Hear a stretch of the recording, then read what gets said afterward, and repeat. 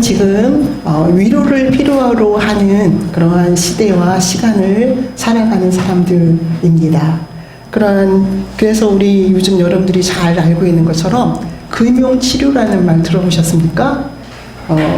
정신적으로 너무 고통스럽고 육체적으로 굉장히 힘들고 그래서 너무나 지쳐서 무기력 증상에 있고 그래서 세상에 나아갈 만한 힘이 도무지 없을 때 그때 갑자기 내 통장을 딱 열어보니 거기에 돈이 들어와 있다.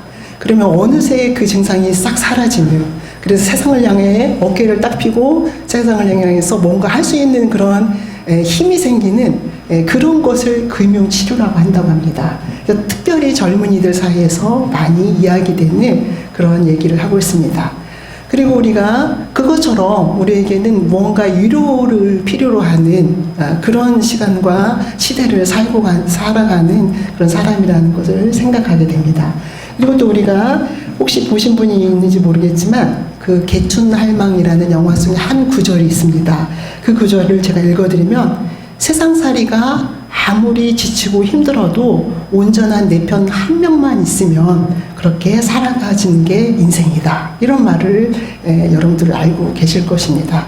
그런 것처럼 우리가 살아가는 세상은 그렇게 위로를 필요로 하는 그리고 우리가 그렇게 위로가 필요한 시대를 살고 있습니다. 이러한 세상을 살아가는 우리에게 오늘 성서는 어떤 이야기를 들려줄 수 있을까?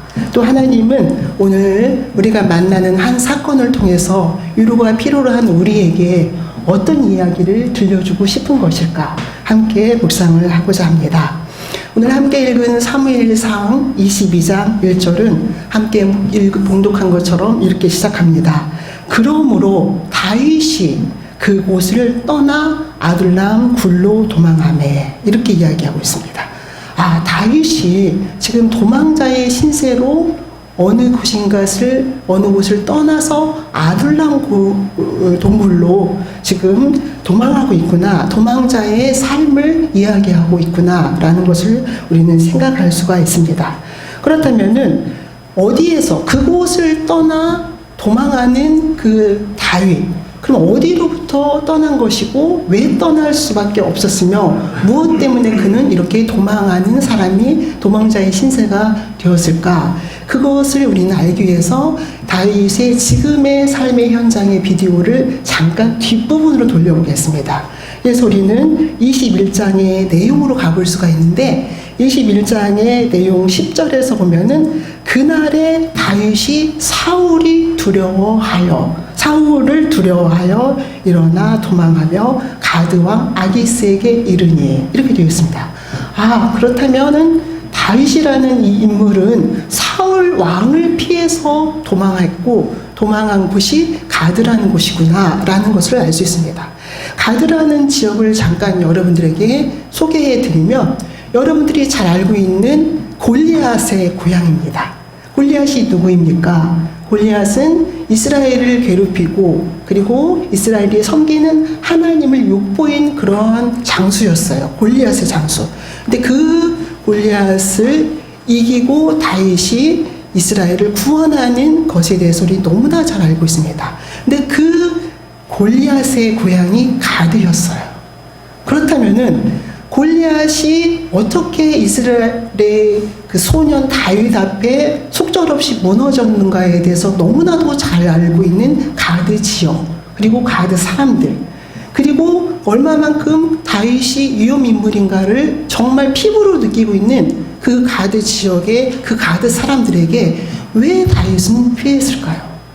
이것은 다윗의 삶의 굉장한 긴박성과 위험성을 알려줍니다.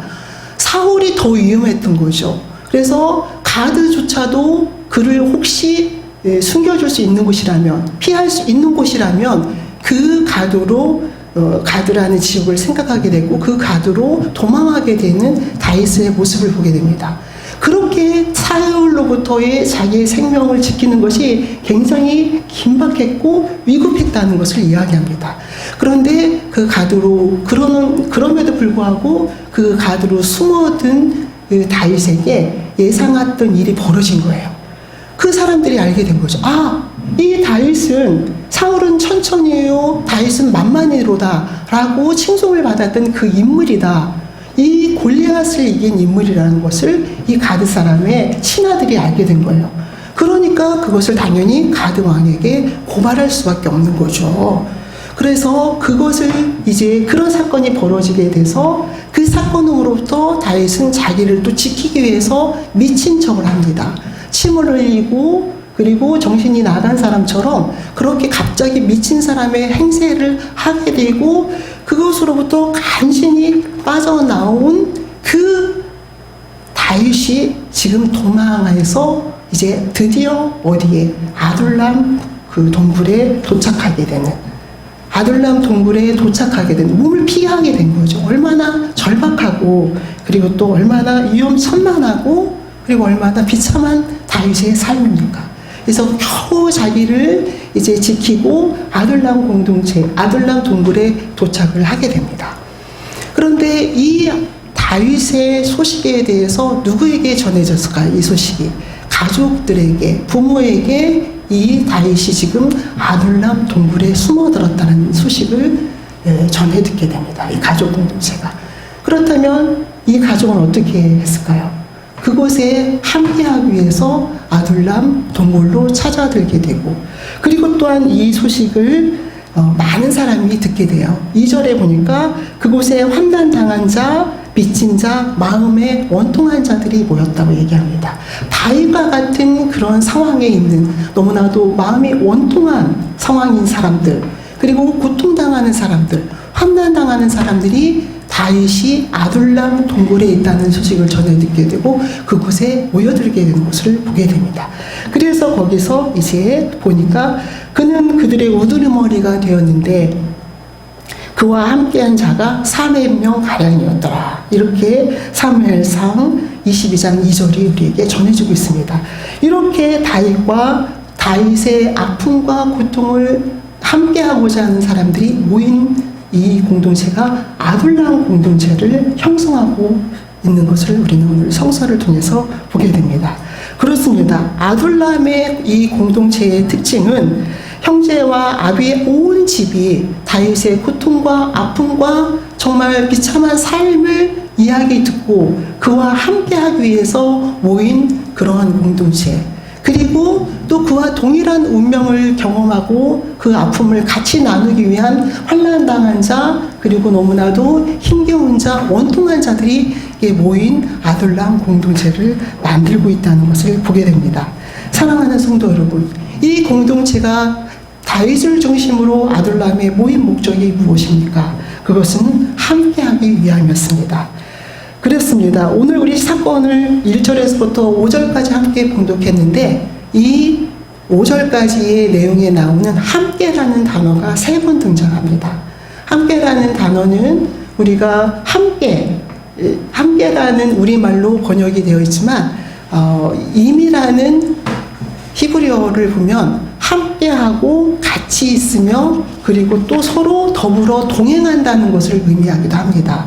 그리고 서로 더불어 동행하고 그리고 더불어 동행하기 때문에 무리를 이루고 연합을 뜻하며 또 무리를 이루고 연합을 뜻하기 때문에 서로에게 도움과 협력하게 되는 그러한 의미를 갖고 있습니다.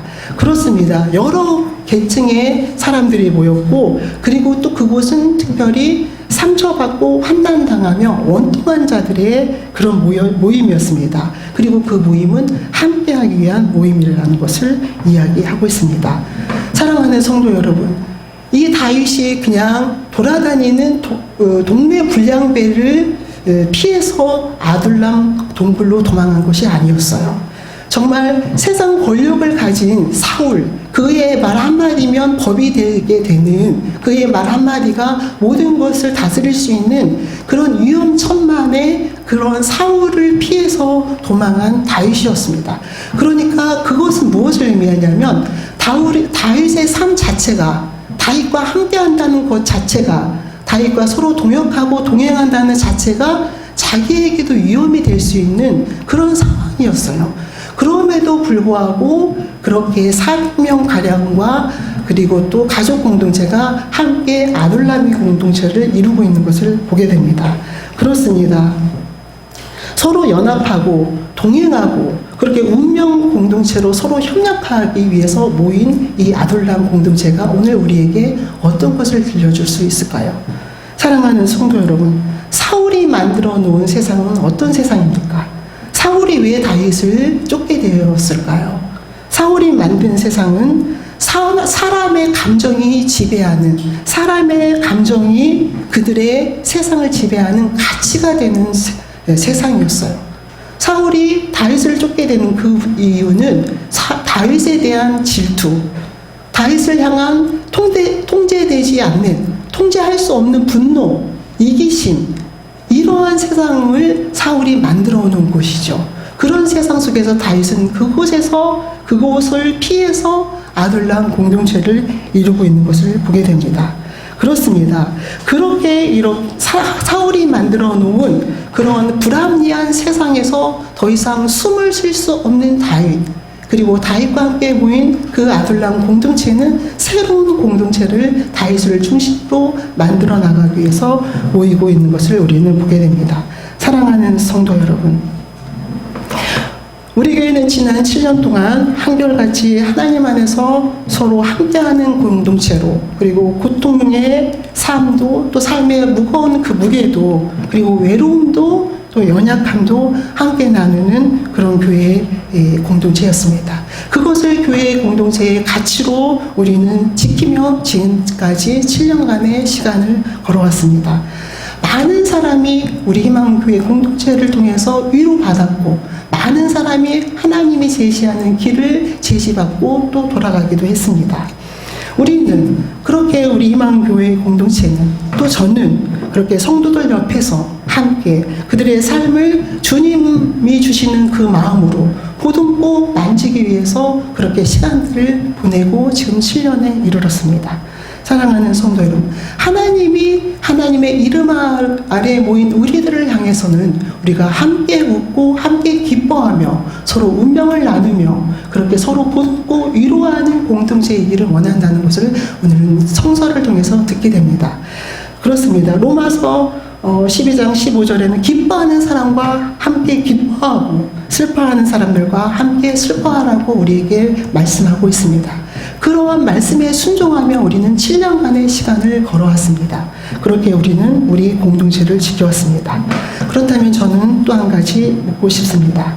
우리가 하나님의 공동체라면, 그리고 아둘람의 하나님의 공동체가 서로 연합하고 더불어서 함께하며 삶을 서로 공감하고 동행하는 공동체라면은, 이 공동체는 이 아픔을 서로 보듬고 서로 나누고 위로하는 공동체라면, 이제 이 이후에 이 공동체는 어떻게 이끌어 나가야 하는가? 지금 이제 공동체가 서로 동역하고 마음을 나누며 삶을 나누기 위해 모인 것은 시작에 불과합니다. 이 시작점에서 이 공동체를 어떻게 이끌어 나가야 하는가? 함께하는 공동체의 삶, 이 삶의 도구는 무엇이 되어야 하는가? 어떤 방법으로, 무엇으로 이 공동체를 지켜나가야 하는가? 어떤 도구와 어떤 수단과 어떤 방법으로 이 교회 공동체를 지켜나가야 하는가? 우리는 이렇게 또 물을 수 있습니다. 사랑하는 성도 여러분, 요분은 어느 날 하루아침에 7 아들과 3 딸을 잃게 됩니다. 그리고 가졌던 어마어마한 재산을 다 잃게 되고, 그리고 자신의 온 몸의 종기를 얻게 됩니다. 그래서 기왓장으로 몸을 퍽퍽 긁으며 지금 있는 그 욥을 향해서, 그렇습니다, 그의 아내가 이제 이야기합니다. 그렇게 온전함을 굳게 지키느냐? 하나님을 욕하고 죽어라. 이렇게 저주하는 아내의 저주를 듣게 됩니다. 그럼에도 불구하고 그 욥의 그 고통스러움, 하나님을 향한 그 마음, 그렇게 고통의 시간을 보낼 때 멀리서 욥의 3 친구들이 찾아오게 됩니다. 그리고 그와 밤낮을 7일 동안 함께 하는 그런 모습을 보게 됩니다. 밤낮을 서로 함께하고 위로하고 공감하며 침묵하며 욥의 고통을 나누는 그러한 욥의 3 친구를 보게 됩니다. 그리고 드디어 7일간의 그 침묵의 고통을 나누는 침묵의 시간이 지났을 때 3장에서 욥은 이야기합니다. 욥이 입을 열어서 이야기하기를 내가 태어나지 않았으면 좋았을 뻔, 이렇게 이야기합니다. 왜 욥이 이러한 고백을 하게 되었을까요? 왜 친구들 앞에서 내가 태어나지 않는 게 좋았을 뻔, 이런 얘기를 했을까요? 그것은 너무나 고통스러워서 지금 내 앞에 펼쳐진 이 풀어나가야 된 이 고난이 너무 버거우니까 내가 차라리 태어나지 않았으면 좋았을 뻔. 사랑하는 성도 여러분, 우리가 지금까지 여러분의 삶을 살아오면서 욥과 같은 이런 고백을 한 경험이 얼마나 있습니까? 우리도 아마 손가락에 5손가락을 세고도 남을 만큼의 그런 삶의 힘겨운 고난의 그런 강을 넘었습니다. 욥 또한 마찬가지입니다. 자, 욥이 이러한 고통 속에 있을 때 함께하기 위해서 욥의 친구들이 욥을 위로하기 위해서 운명 공동체처럼 공감하며 함께 그를 위로하는 모습을 보게 됩니다. 그런데 함께하는 그 시간이 지났을 때 그들은 이야기하기 시작합니다. 생각하여 보라. 죄 없이 망한 자가 누구냐? 정직한 자의 끊어짐이 어디 있었느냐? 이렇게 이야기하기 시작합니다. 네가 죄가 없다면 이 고난이 어떻게 가능하겠는가? 네가 정직했다면 이 고통이 왜 일어나겠는가? 이렇게 논쟁으로 나아갑니다. 사랑하는 성도 여러분, 7일을 함께하는 공감하는 시간을 보낸 후에 이들이 선택한 일은 어떻게 이 고난을 뚫고 나아가야 하는가의 이 시점에서 네가 네의 삶을 한번 돌이켜봐라. 어떻게 죄 없이 망한 자가 있으며 정직한 자의 끊어짐이 가능하겠는가? 이렇게 논쟁으로 나아가게 됩니다. 그렇다면 아둘람 공동체는 어떻게 나아가고 있을까요? 아둘람 공동체는 우리에게 무엇을 보여주고 있을까요? 동행, 그것은 아름다운 시작일 뿐입니다. 그런데 그 동행에서 고난의 그러한 모습을, 그 고난의 아픔을 논쟁이 아니라 이 아둘람 공동체는 어떻게 이끌어 있을까요? 어떻게 함께하고 있을까요? 우리는 아둘람 공동체의 모습을 이제 23장을 통해서 알게 됩니다. 이 아둘람 공동체에 함께 봉독한 것처럼 400명 가량이 모였고 그곳에 우두머리인 다윗이 그곳에 우두머리가 되었다고 이야기합니다. 그런데 여기서 우두머리를 지칭하는 히브리어 사르는 그냥 한 공동체의 지도자, 한 공동체의 수장, 그것을 의미하는 것은 아닙니다. 군대의 장관, 그 군사들 중에서 대표적인 지도자를 의미하는 뜻을 갖고 있습니다. 그런데 실제로 이 아둘람 공동체는 지금 400명을 형성하고 있지만 사무엘상 23장 13절 10에서 14절까지 내용에서 이렇게 이야기하고 있습니다. 다윗과 그의 사람 600명 가량이 일어나 그 사이에 200명이 더 많아진 것을 보게 됩니다. 그리고 또 사무엘 하 23장 13절에 동일하게 아둘람 공동체라고 다시 한번 나타나게 됩니다. 이 고유명사가 다시 한번 나타나게 됩니다. 그러면 이스라엘 다윗을 중심으로 모인 아둘람 공동체의 그 군사들이 400명에서 600명으로 늘어났을 뿐만 아니라 이 아둘람 공동체가 지속적으로 무엇인가를 하고 있다는 것을 우리에게 보여주고 있습니다. 숫자가 늘어나서 성장했을 뿐만 아니라 그 늘어난 그 600명이 무엇을 하고 있는가를 우리는 다윗의 삶을 통해서 보게 됩니다. 다윗의 삶을 통해서 보는데 오늘 23장에는 이 600명이 일어나 그일라로라는 지역에 가서 이스라엘을 고통받고 있는 이스라엘을 구원하고 있는 사건을 우리는 만나게 됩니다. 그렇습니다. 그렇게 아둘람 공동체에는 원통하고 너무나도 비참하고 고통스러운 고난의 주인공들이 그 고난의 주인공인 대표인 다윗을 중심으로 모였지만 서로 부둥켜안고 공감하고 시간을 다 보내는 것이 아니라 이제 서로 공감하고 부둥켜안고 서로 만지고 위로하는 그 시점에서 그것을 출발점으로 삼아서 이제 함께 모인 이 공동체를 스스로 성장시키고 그들의 삶의 목적을 찾으며 실제로 이스라엘 사람들이 고통당하는 것을 보고 그들을 구원하는 그런 군사로 훈련된 아둘람 공동체의 사람을 그들의 놀라운 변모를 우리는 보게 됩니다. 이것이 오늘 우리 희망 공동체에게 무엇을 전해줄 수 있을까요? 사랑하는 성도 여러분, 함께 모이는 것이 목적이고 그리고 함께 모여 서로 위로하고 보듬고 도우며 함께 협력하는 것이 목적으로 모였다면 그 목적을 통해서 우리는 성장해야 하고 실제로 무엇인가를 행할 수 있는 공동체로 변모되어야 되고 거듭나야 된다는 것을 오늘 성서는 이야기하고 있습니다. 사랑하는 성도 여러분, 그렇다면 이 일이 어떻게 가능했을까요? 다윗은 이 비통한 심정을 가진 이 사람들을 모아서 논쟁이 아닌 성장으로 나아간, 그래서 실제로 성장하고 또 성숙하게 이스라엘 민족을 구원하는 공동체로 이끌어가는 그러한 다윗의 모습, 아둘람의 공동체의 핵심 가치는 무엇이었을까요? 우리는 이게 어떻게 가능했을까요? 우리는 이것을 또 3절에서 함께 묵상할 수 있습니다. 3절을 읽어보면 3절에서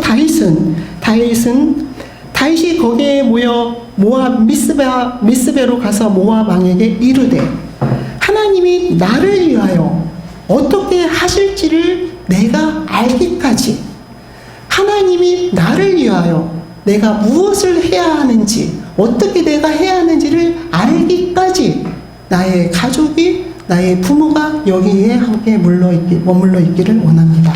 이렇게 이야기하고 있습니다. 모압 왕에게, 모압이 어떤 곳입니까? 이스라엘의 다윗을 안전하게 보호할 수 있는 그런 곳입니까? 결국 그렇지 않습니다.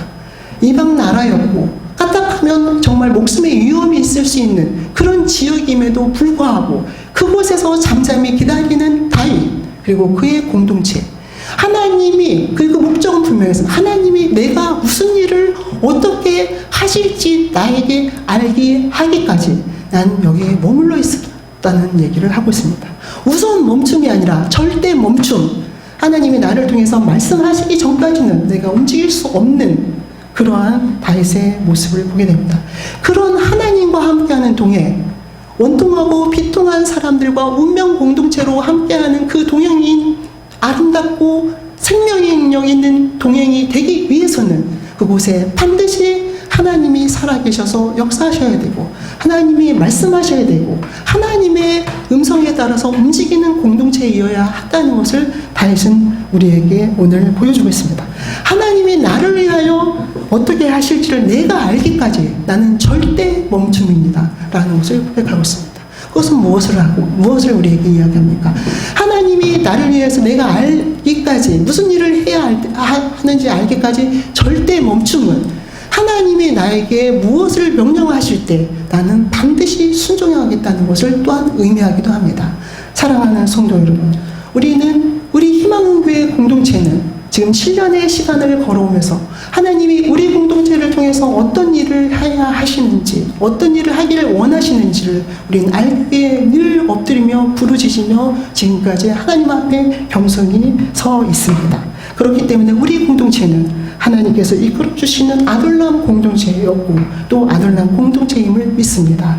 사랑하는 성도 여러분, 사울이 만들어 놓은 세상, 그리고 그가 주장하는 그의 가치, 그거와 구별된 우리 아둘람 공동체, 희망교회 공동체, 그리고 여러분들의 삶이 되어야 된다는 것을 오늘 성서는 이야기하고 있습니다. 하나님께서 가라 하면 가고 하나님께서 멈추라 하면 멈출 수 있는 그것이 우리 희망교회 교회 공동체의 정체성이고, 그리고 이 희망교회에 속한 여러분들의 정체성임을 우리는 고백할 수 있어야 하며, 고백에서 넘어서, 논쟁에서 넘어서 순종으로 나아가고 그리고 성장으로 나아가야 한다는 그런 공동체라는 것을 이야기합니다. 사랑하는 성도 여러분, 우리는 하나님의 공동체로서 모든 슬픔이 기쁨으로 변하고 그리고 그 기쁨이 에너지가 되어서 우리가 성장으로 나아가며 그렇게 우리의 삶을 펼쳐나갈 수 있는, 그렇게 우리의 희망교회 공동체를 이끌어 나아갈 수 있는